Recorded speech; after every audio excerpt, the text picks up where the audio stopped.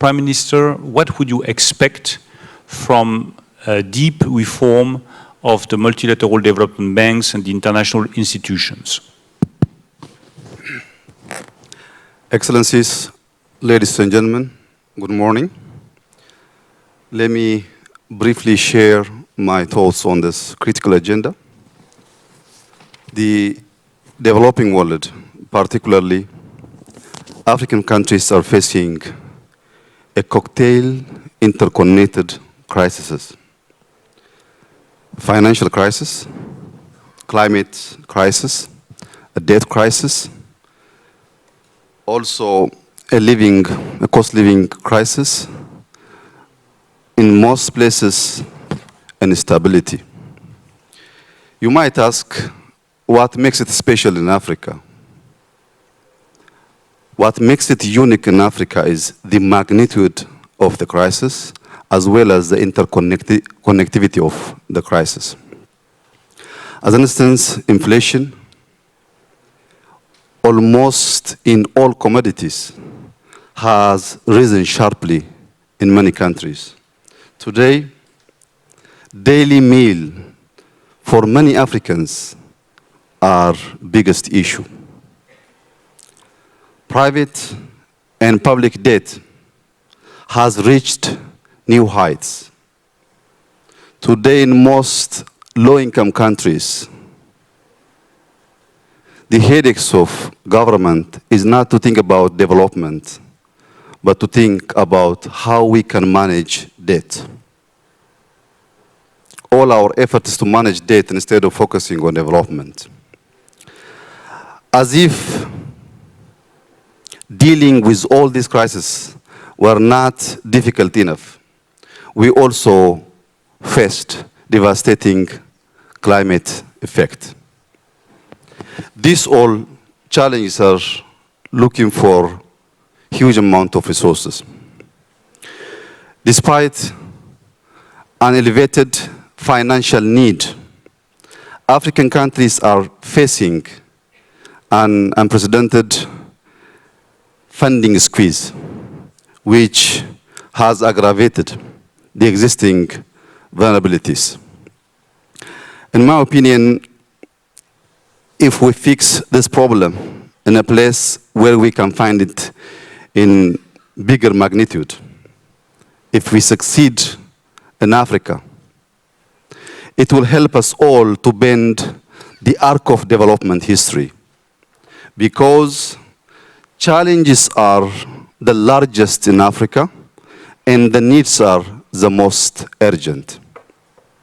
In a place where challenges are large and needs are urgent, fixing the problem, it might help us to correct our course and to handle similar challenges in different parts of the world. Accordingly, our goal should be to safeguard macro stability, to support low-income countries, also to sustain future prosperity. So as to address this challenge, we need a robust and predictable financial safety net. Without resource, there is no way that we can address this challenge. If we use as entry point financial resources, MDBs must be at the center of this game. They are the main player of this game. So if they are going to play great role on addressing this challenge, I think we should make reform on these financial institutions, at least in the following areas. Firstly, implement past plays. We have to walk the talk. There are lots of plays here and there, but delivery is not as the promises. So we should keep past plays in climate financing, SDR, also on injecting additional capitals for financial agencies so as to provide enough amount of resources for low-income countries. Secondly, boost concessional financing and grant. Without getting enough amount of concessional financing and grant, today's interconnected challenges is not addressed in a way that we're doing business today. It requires huge concessional financing, also grant. That is the only way that we minimize additional crises, also focus on our objectives of development. Thirdly, we have to finance green future. I don't know what others are doing. In Ethiopia, we're financing on low carbon pathway. 98% of our energy sources from green source. We're investing on hydro, we're investing on wind, we're investing on geothermal, we're investing on solar energies. Beside this investment on clean energy, we have also an initiative called Green Legacy. We have started this initiative before few years, 2019. The initiative will continue till 2026. Till last year, from 2019 till 2022, we have planted 25 billion seedlings. This year, we just started last week, we're going to plant in the next 3 months 7 billion seedlings. In total, this year we'll reach 32 billion. Till 2026, the objective is to reach 50 billion seedlings. Imagine if Ethiopia is investing $1, starting from preparation of seedlings all the way to plantation. We are investing specifically on climate $50 billion.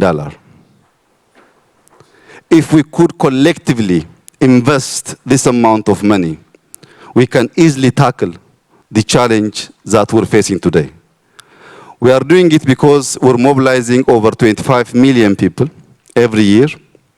We do have more than 125 nurseries to prepare those seedlings. I think from World Bank, from all stakeholders, supporting these kinds of initiative would help us to tackle the current challenge that we all are facing. But from our side, we're doing it, we'll continue to support neighboring countries to join us this Green Legacy initiative. The last but not the least is to reform multilateral developmental banks. I'm sure the new CEO, the new president of World Bank, is the lucky person. I'm sure he will not stay in the office for a couple of years and leave us without doing significant reform which will impact all of us. We Africans are expecting World Bank and other multilateral developmental banks to focus on poverty reduction, also on boosting shared prosperity. I thank you. Thank you, Prime Minister. Prime Minister, you have the final word. The purpose of concessional finance is to address market failure and also to be a catalyst for development. Today, we all are witnessing market failure, left and right. So, having enough concessional financing to address this challenge is very critical. If we take, as an example, inflation, where specifically food commodities. Today, food commodities are skyrocketing. Theoretically, the solution is clear and simple. When you face difficulties on demand side, intervene in supply side, invest on productivity. But that simple solution is not working today. In Ethiopia, we've been importing wheat for the last 6 decades. And then before a few years, we have decided to start summer wheat productivity and to stop importing wheat to our country. We have achieved to increase our productivity more than 15 million quintal per annum. For the first time, after 6 decades, this year, we didn't import wheat from anywhere. But we couldn't fix the failed market because the production cost is again high. Fertilizer, minimum 3-4 folds up. Machineries, irrigation systems, pumps, fuels are very expensive. Having all expensive inputs, you can produce, but you cannot fix the market. For these kinds of interconnected challenge, we really need to have concessional financing, also grants. Beside these challenges, there are other crises which is aggravating this problem. War, local within, also other countries. Displacement, local from neighboring countries. Climate change. These all interconnected challenges are demanding to get huge amount of concessional financing and grant.